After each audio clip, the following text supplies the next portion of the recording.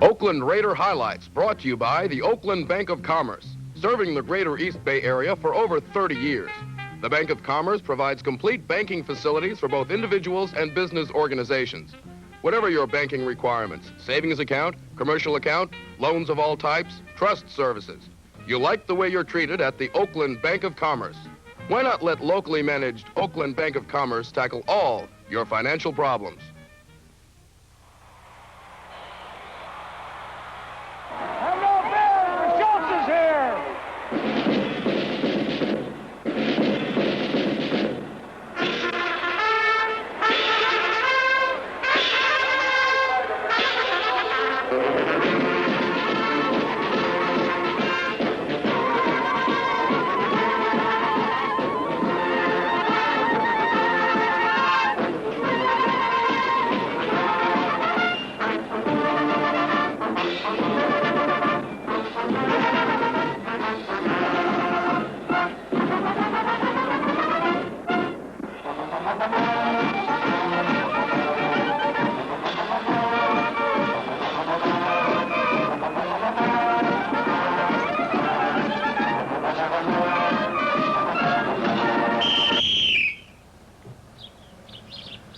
It's empty now. You see at peace a place where once great gut battles raged. A season's past, but before forgot, think back those moments, glorious, when voices, many thousand strong, proclaimed a Western team victorious. That team, the Oakland Raiders, the defending AFL champions, had been the winningest team in the American Football League since 1963. In 1968, they became an undisputed powerhouse, gaining more yards and scoring more points than any other professional football team. And they did it with style. They could be gracefully spectacular.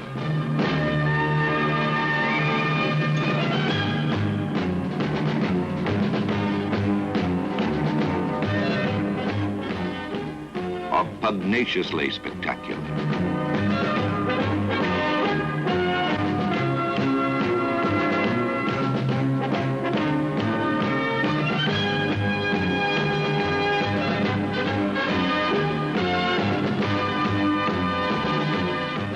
Either way, they put the points on the board.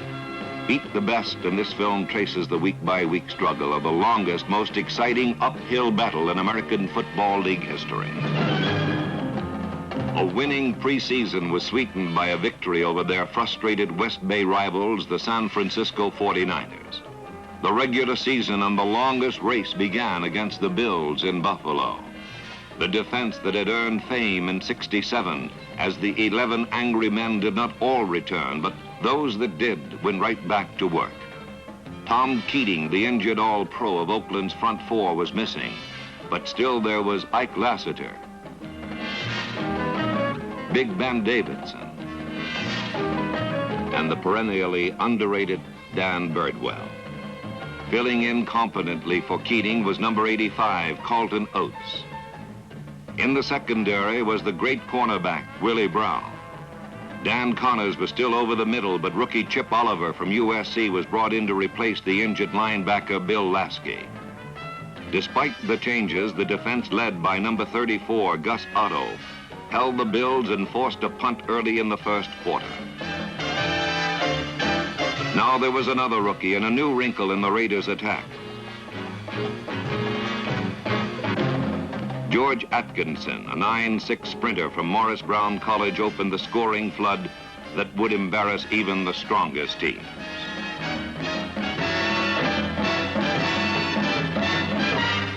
In '67, the Raiders' offense was criticized for lacking an outside pass receiver with exceptional speed. In their league debut of '68, they showed that criticism no longer fit. Quarterback Darryl LaMonica had a healthy Warren Wells at split end. That meant burning speed, good hands, and defenses would have to open up and respect the deep threat. Buffalo learned the hard way.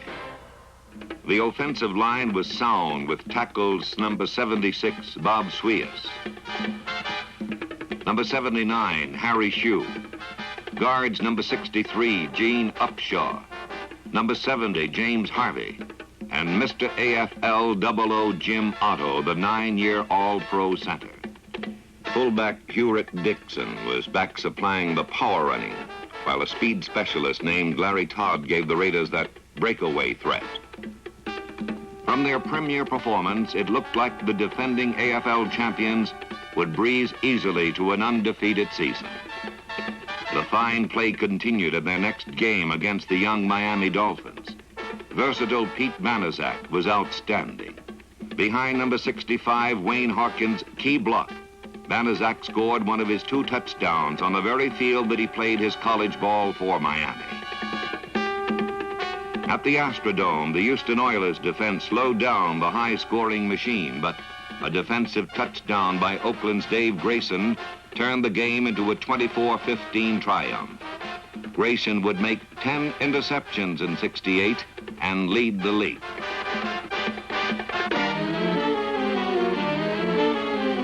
Finally, homecoming, undefeated, a win today over the Boston Patriots would make the Raiders number 1 in the West. The show put on for the home fans was nothing short of magnificent.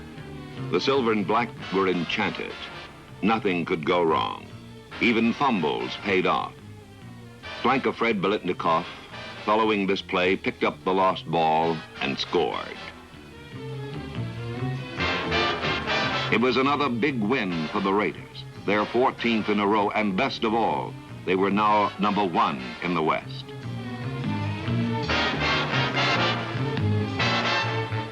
But it was to be the last time that they would hold that number 1 spot alone. In the next 2 weeks, the Raiders would sink to 3rd place.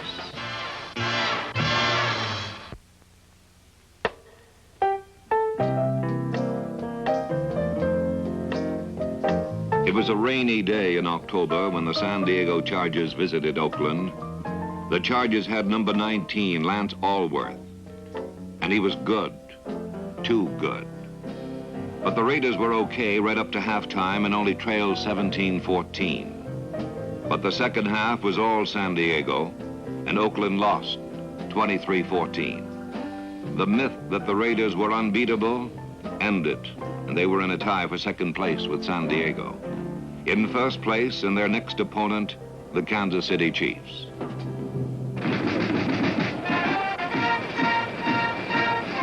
In Kansas City, Missouri, the Oakland Raiders suffered their most humiliating defeat. The Chiefs' receivers were all injured, so they relied purely on running. In fact, they set records for the most running and fewest passes in one game. But first, the Chiefs strangled the Raiders' offense. Then Kansas City mutilated Oakland's defense.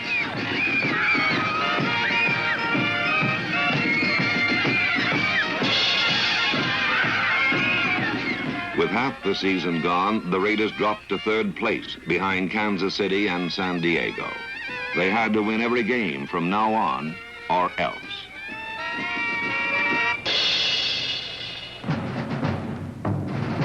The demoralized Raiders returned home to face the upstart Bengals and their rookie sensation, number 18, Paul Robinson. It looked like Oakland's days of glory were over.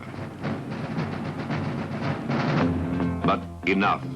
And to a man, the pride and poise that had made this team the 1967 AFL champions returned.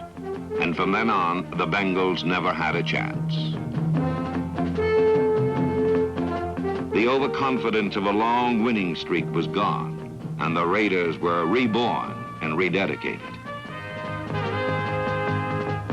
The test of this new dedication came quickly. The first place Chiefs were in Oakland. But this time the Chiefs' running game was hell.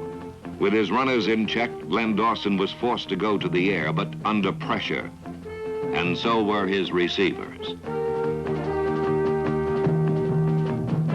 The Raiders took over and quickly scored on a LaMonica hookup with Wells. But the Chiefs matched this, and it was an even game after 1 quarter. What followed can only be described as the Oakland Raider phenomenon. The devastating ability to score a cluster of points instantly. 24 points in the second quarter. two Banaszak plunges set up by long gains, one by Hewitt Dixon on a swing pass, the other by Fred Biletnikoff. The 82-yard gain by Biletnikoff was the longest non-scoring play in Raider history.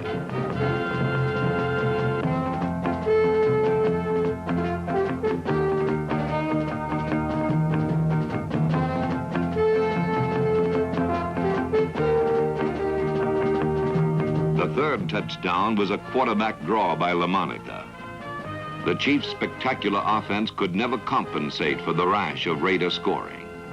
Oakland won, but was still tied with San Diego for second place.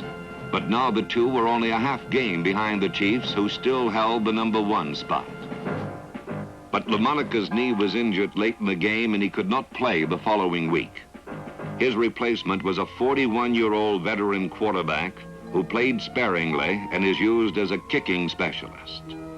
George Blanda, 19-year veteran of the football wars, had to beat the Denver Broncos to keep Oakland's title hopes alive.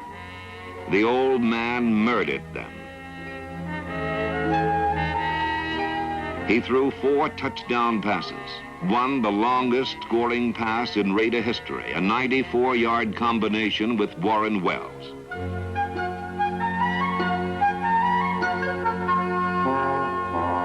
Not only did the Raiders win convincingly, they performed an important ritual in the Mile High City.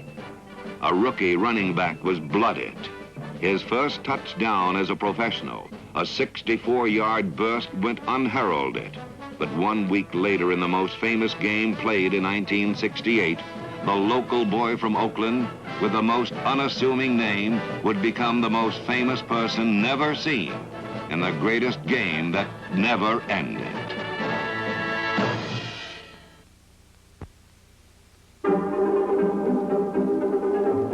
It was the 11th week of the season, and the New York Jets, under the command of Lord Fu Manchu Joe Namath, were in the Oakland Coliseum. It was a battle between the two most explosive teams in professional football. Perfect execution like this tight end screen to Billy Cannon for a touchdown was the standard.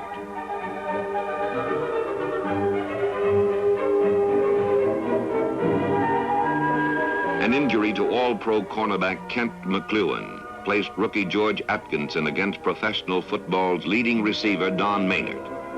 Atkinson got an instant education. The lead changed back and forth 6 times before the score was finally tied at 29-all. Then the Jets' Jim Turner kicked a 26-yard field goal, and the Jets had the lead with 1 minute 5 seconds left. New York kicked off to rookie Charlie Smith, who couldn't make it out of bounds. 1 minute and 1 second left. While Charlie Smith gained 20 yards, the network televising the game made the classic blunder that seeded a new expression into the American language.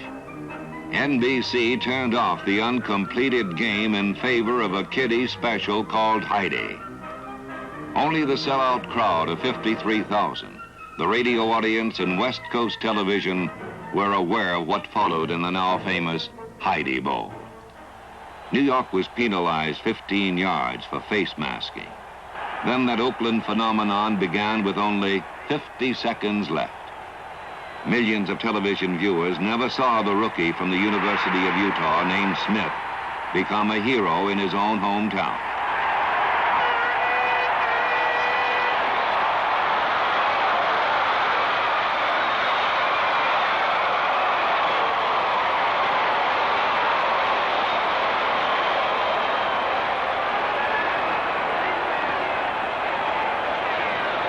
Once again, that historic moment and the 9.6 speed that made it possible.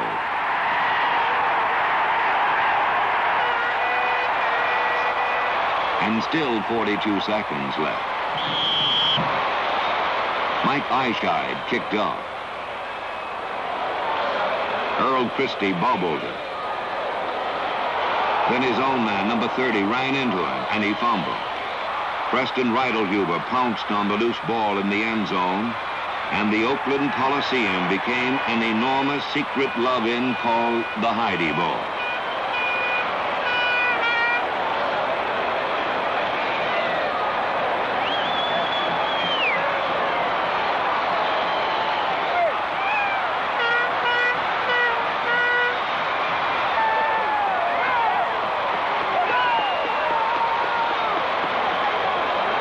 Oakland scored 14 points in 8 seconds and won.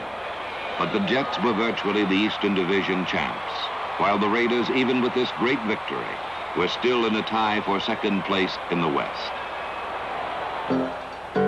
The momentum of a Heidi Bowl carried into the following week against the Bengals. This time, no rookie sensation named Robinson would burn them with an 82-yard touchdown. It was the defense's greatest day, a complete shutout.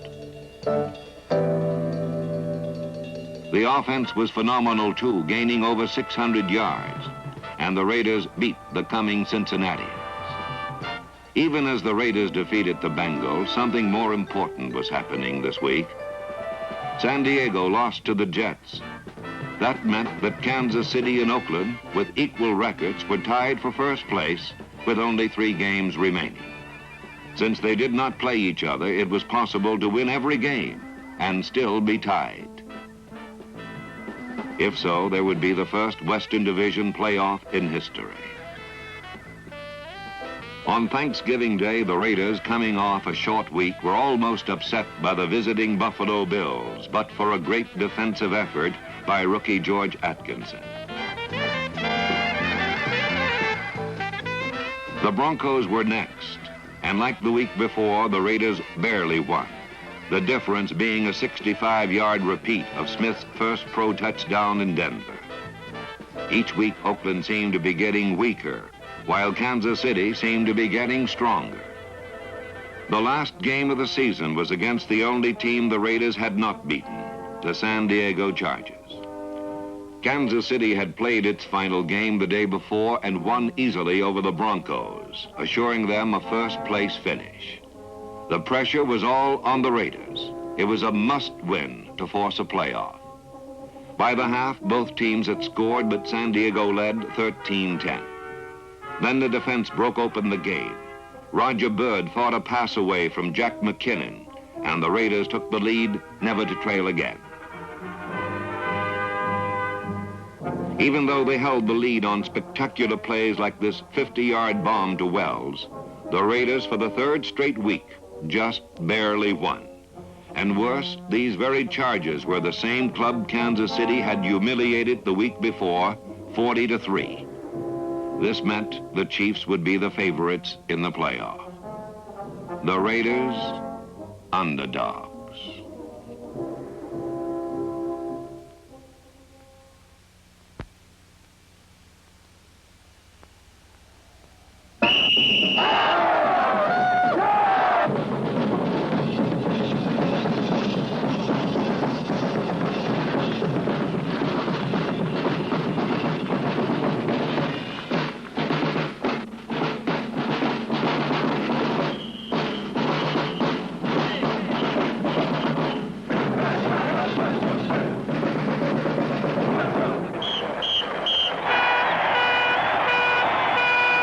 The Oakland game plan was simple. Score quickly through the air and force the favorites to play catch-up football and abandon their strength, ball control. The plan worked perfectly the very first time Oakland got the ball. Now the defense had only to hold the Chiefs' vaunted rushing attack and they would be home free. Done. Still the first quarter, and again Oakland went into the end zone for a 14-0 lead.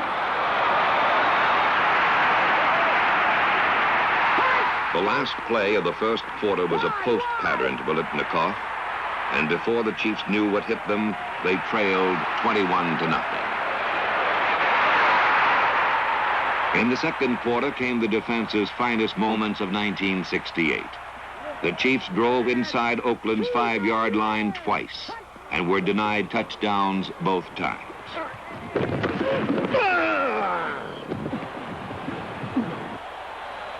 Instead, they were forced to take 2 field goals, less than 10 yards from the goal line.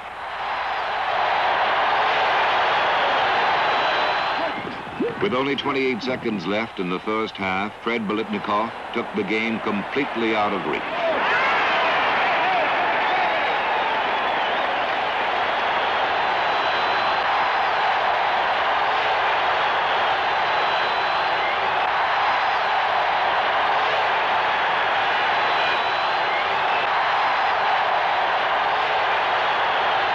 what it was just superior effort by one of football's most deceptive flankers. The moves made on All-Pro safety Johnny Robinson were phenomenal. But the rest, that was pure desire.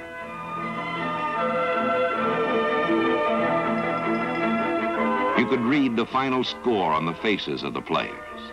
Despite the nagging injuries, despite the longest Western Division race, despite the experts' predictions of eventual failure, despite everything, the Oakland Raiders had the discipline, faith, and desire to triumph in the West. Now they would meet the Jets in New York as defending AFL champions in quest of their second straight championship.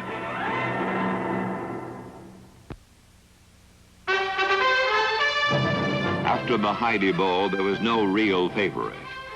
It was a struggle between pro football's two finest teams.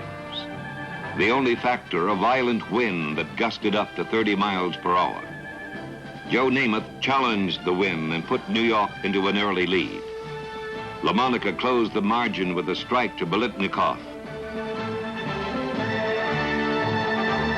But Oakland trailed all the way to the fourth quarter. Don Maynard had been Namath's favorite target against the Raiders because the veteran faces rookie George Atkinson. This time, Atkinson burned Namath and Maynard. Only a rare tackle by Namath saved a score. But Pete Banaszak made the touchdown on the next play, and for the first time, Oakland had the lead with little time left in the game. It did not take long for Namath's arm to put the Jets into scoring range.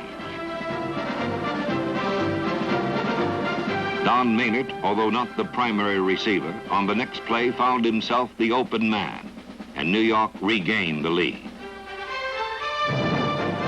But everyone knew from the Heidi Bowl that Oakland's scoring potential was terrifying. LaMonica hit Wells for a 37-yard gain, and a piling-on penalty moved the ball to New York's 12 with only 2 minutes left. If there were just one play in the thousands that a team executes in one season that could be replayed upon request, this swing pass would be that one for the Raiders. The loose football was a fumble that cannot be played, only recovered. The Jets took over and gave Oakland one more chance, but not enough time. The Oakland Raiders missed their date with destiny by 4 points, which is a lot fewer than the Baltimore Colts lost theirs by.